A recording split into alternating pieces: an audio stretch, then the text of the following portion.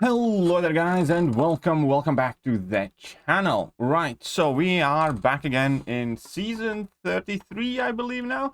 And first war actually is against a very interesting opponent. So it's kind of like an old nemesis in new form and also my old alliance. So after the previous season, ASR and Kenobi did merge into single alliance that I will henceforth refer to as Ya. Yeah. It's a stupid song joke from Eurovision movie, but either way, Yaya Ding Dong is going up against New Nation, and obviously Yaya Ding Dong is very capable alliance because they effectively took the strongest players from ASR and Kenobi is still the most kind of decorated alliance-wide alliance in the history of MCOC, and ASR is probably the second most decorated alliance in the history of MCOC. So they, in theory, are very strong candidate for the top position. It was obviously clear that this is going to be a very tough war from the get-go. Also, at the end, I will go more in detail, but I want to give out a shout-out specifically to Campo. Because, and I'll leave a link to all of this stuff as well, but we're going to discuss it at the end of the war, because he has created an awesome spreadsheet that basically you can use to track your, well, not only deaths and fights taken and all that other stuff, but you can also track what items you use and how much loyalty that would cost to you. So you can actually realistically see, you know, what would be your loyalty cost without these compensations and whether you are able to manage tier 1 wards and all that other stuff. As a side note, I probably will add another section to the sheet for my own personal use, just so I can record which champions I use for how many fights or how many wars. But yeah, it's a wonderful spreadsheet that I kind of started filling in here already a bit, and definitely need to give out a shout out to Campo for creating it. And I'll leave a link to this spreadsheet and also to his video in the video description for anybody who also wants to keep track of their own item use. Right, that being said, let's jump back to the war itself. I actually have a very straightforward and simple war. Now, I do not know why is it doing this to me again, but let's just do that and hopefully it kind of fixes it. It's frustrating when my cable has started messing with my aspect ratios kind of a bit. Either way, we are here, and the first fight I am taking with CGR, and that is against Korg. So I'm using White Magneto pre-fight, so because Korg cannot shrug off the passive stun, and that's the entire point here. Now, I do get shock inflicted upon me, but as you can see, the shock doesn't even do much damage. It's partially because I do have Inequity Mastery active, and thanks to that, the shock damage is mitigated as well, because I had lots of debuffs on the Korg, and this fight's kind of straightforward. If I had Liquid Courage Double Edge, obviously this fight would have been over already. Unfortunately, by the time I used my second level 2, he had his rock stacks active again, and you know, those absorbed part of the damage, but this level 3 is going to finish it up. The plan was still simple. Even if I didn't have an equity active, you know, as soon as he gets that armor up, I would basically be using the level 2 and inflicting the Fate Seal and everything else, that Damnation debuff, and nullifying the armor ups. So I knew that I'm not going to have to deal with many shock debuffs to begin with. So Cosmic Ghost Rider is a super safe option there for that fight, even safer with White Magneto pre-fight. Now, that was my only fight in Section 1, and in Section 2, again, this was like a very straightforward, simple war for me, is this rank 4 6-star Dr. Doom.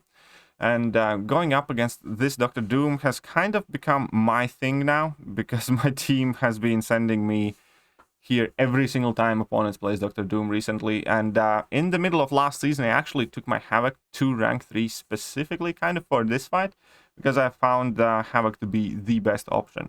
Now, just to be extra safe, I'm actually doing a lot of Mastery shenanigans, which is exactly why you guys will see me cut the recording here, because I do take off my Cruelty, I do take off my Precision, I do add in max greater strength points, and also how Resonate and Inequity and all sorts of different things to mitigate Dr. Doom's attack and potential damage, just to kind of make this fight even more safe. Because I'll be doing majority of the damage by detonating my plasma charges, and if I have higher attack, obviously I do more damage, and because Havoc does place debuffs on the opponent, Inequity is putting in plenty of work. I do not know why my cable is acting up again. My apologies for that. But I actually really enjoy doing this fight. Now, it was super scary the first time I did it. Now that this is like 5th time or 4th time that I do it in Wars, I'm really kind of not shy about it. I know exactly what I want to be doing. Now, I do know that this node has one-eyed open. So if I do any damage to him whilst I get stunned, obviously it all gets reflected back to me. But you can see that I managed to get like 5 shocks on me from the hazard shift node. And it didn't do all that much damage to me because of my energy resistance, but it definitely did plenty of damage on that rank 4 6-star Dr. Doom. And the situation here again is fairly simple. Whenever we are on hazard shift shock phase, I do want to hit Dr. Doom as much as possible to get as many shocks on me as possible, and those plasmas do all the detonation job there. And whenever he is in the bleed phase, I do just want to kind of slow play, hit his block in order not to get cornered, and everything works out quite fine. Now we can see that he's in shock phase once again. He's going to go for his heavy attack.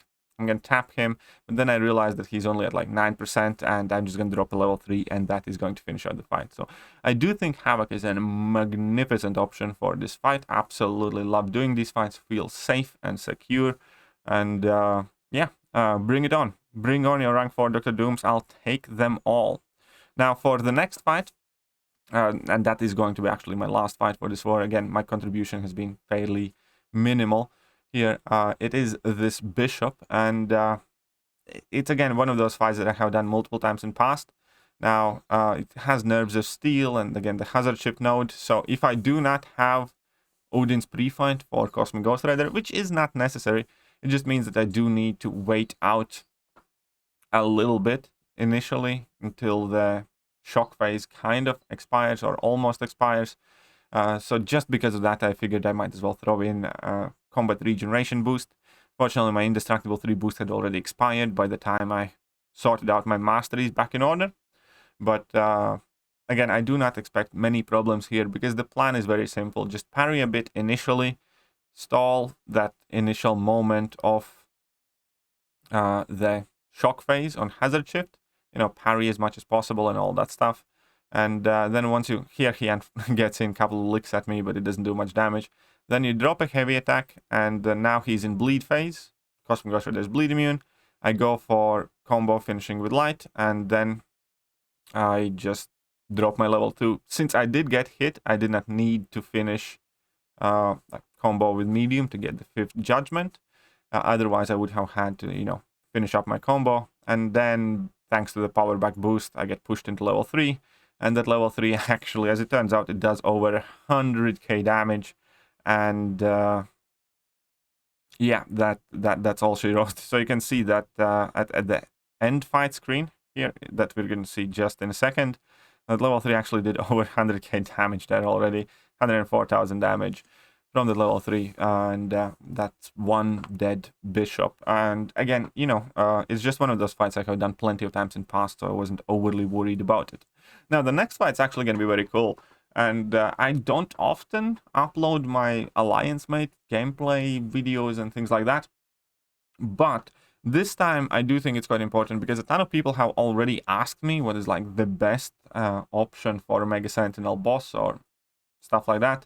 And I do know that every alliance is currently like seeking solution for it because, these are the first wars in season with a Mega Sentinel as a boss when everybody's taking it serious.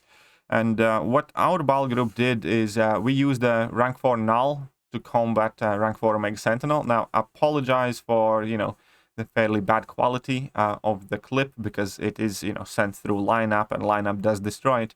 But it is going to be, just a recording of how null does against an Omega Sentinel boss. And obviously, immediately from the start, you will realize that as long as you do not have any armor ups on Omega Sentinel, she doesn't have the biggest health pool at all, and she's not tanky, because she gets her tankiness because of those armor ups and then resistances that are associated with it. Also, if you get rid of all of the armor ups on Omega Sentinel, she can't auto block, and you don't need to worry about any of that stuff.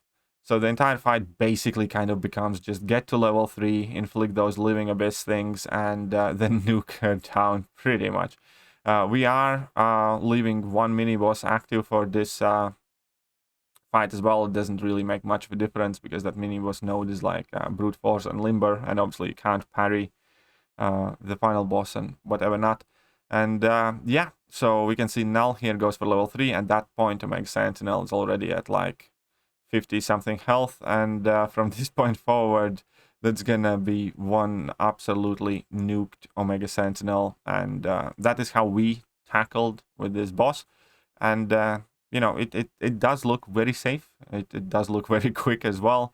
You know, you do plenty of damage, and you completely ignore virtually all of Omega Sentinel abilities, and there's not much to it. You didn't even need a level 2 after that level 3.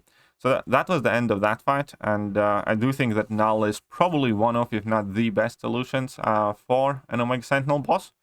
Especially because she appears to be bugged right now, and she's able to block like unblockable hits and stuff like that, which can be annoying. But unfortunately for us, we are set to lose this war 2-3. As I said, the Yaya Ding Dong Alliance is going to be very, very capable alliance, and definitely a major player when it comes to the top spots of Alliance War. At least that's, you know, my current belief. We played well, just not well enough. The story-wise, actually, it was quite interesting in the war as well, because we did get a KO first, and they did rush their exploration before us. So we did die first, and they were ahead on kills. So for a majority of the war, it looked like, you know, we are losing 0-1, and they had explored more. But then all of a sudden, they died twice in a row, and we had an opening to win this war. We were behind in time from the very beginning, but we did have an opening to win this war when they died twice, and we had only died once. But we did have more to explore. Unfortunately, as we carried on exploring, and as they did as well, they didn't die anymore up until they reached 141 attacker kills, and we did. So, really, you know, close compared to what you'd expect. Shout out to everybody in Yaya Ding Dong.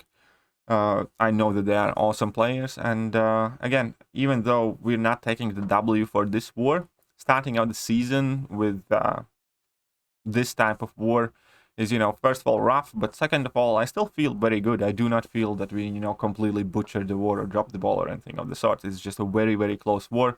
We are playing better than we did, let's say, at the beginning of previous season, at least so far, and I like that. I like that. So hopefully, obviously, we're gonna rebound from this. It sucks to start with a loss, but you know, it happens. But now back to the main points. For those of you who do not know, Campo is quite an awesome guy. He uploads war videos. He strategizes quite a lot about the war. He's an officer in his alliance.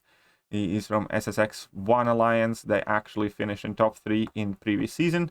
Again, he uploads of plenty of wonderful content, so go check out his channel. I will leave a link to his channel in the video description. And also, definitely check out this spreadsheet. And if you want to use it, you need to tap on File. Then you need to make a copy for yourself, and then you can just start filling it in to track your own war progress, war costs, stuff like that. It is especially important right now, obviously, just to see how Kabam's proposed Alliance war economy would work. Because, you know, I'm not going to lie, on paper it doesn't. On paper it doesn't work at all. As soon as the compensation goes, wars would more than likely require quite significant contribution from units if they go live with the proposed system. But again, it will be different for each player because it will depend on the amount of fights you take, amount of parts you do.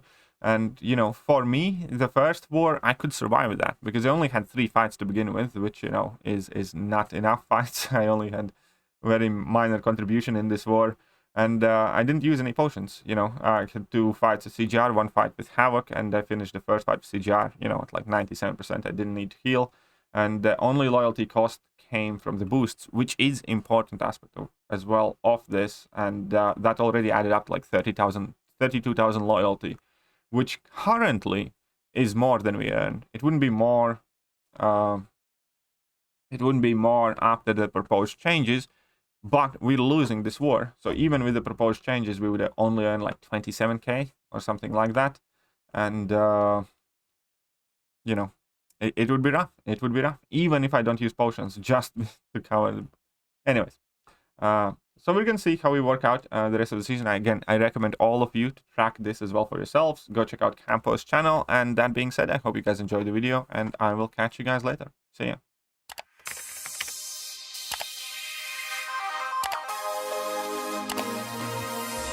Hello there guys, and welcome back to the channel. So we have all the information about the next